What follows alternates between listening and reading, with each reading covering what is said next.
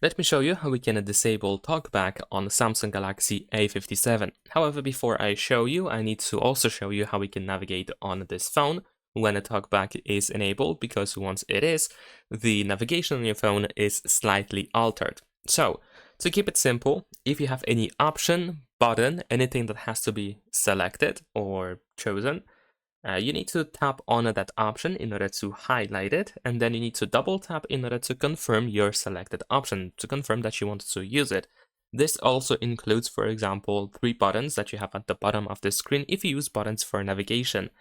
In the case of scrolling in menus, so for example, if you want to scroll up or down, then we need to use 2 fingers.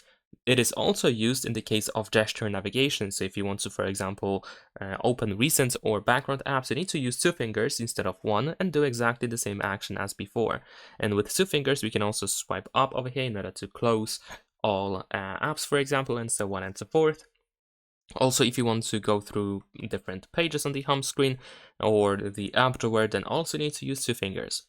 Alright, so now that we have this covered, now we can proceed with the tutorial on how to actually disable the TalkBack. So first of all, we need to open settings.